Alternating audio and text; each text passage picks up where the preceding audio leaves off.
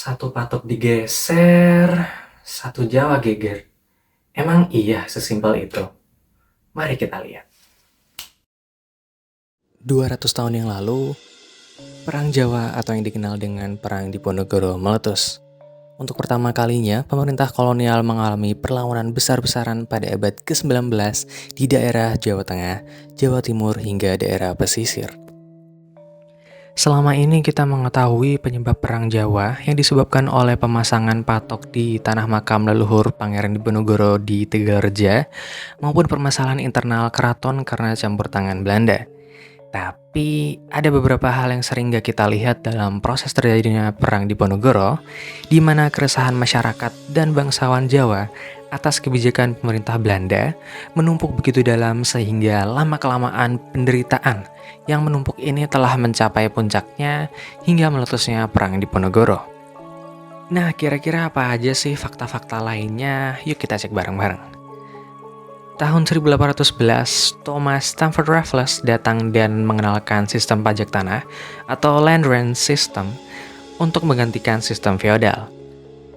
Intinya, para petani dianggap sebagai pemilik tanah dan berkewajiban membayar pajak tanah berupa uang. Nah, karena petani tidak terbiasa dengan sistem yang menggunakan uang ini, banyak dari mereka yang mengalami kesulitan sampai harus berutang kepada rentenir Tionghoa dan terlilit hutang. Kondisi ini juga diperparah dengan elit lokal yang berusaha memungut hasil bumi masyarakat dengan mengatasnamakan tradisi.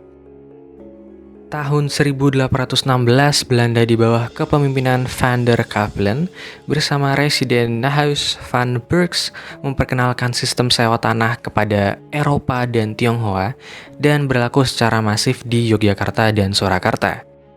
Hingga akhirnya tahun 1822, sebanyak 280 desa disewakan untuk memenuhi kebutuhan perkebunan untuk komoditas ekspor seperti kopi, tebu, dan juga nila. Hal ini yang membuat rakyat semakin menderita karena mereka kehilangan tanah dan juga mendapatkan upah yang rendah. Dengan kondisi sosial dan ekonomi masyarakat yang terpuruk, krisis pun terjadi di Jawa hingga akhirnya Diponegoro muncul sebagai Ratu Adil atau Heru Cakra sebagai harapan untuk mengeluarkan rakyat dari krisis yang terjadi. Dan akhirnya Perang Jawa meledak pada tahun 1825 hingga 1830 sebagai perlawanan terbesar pada abad ke-19.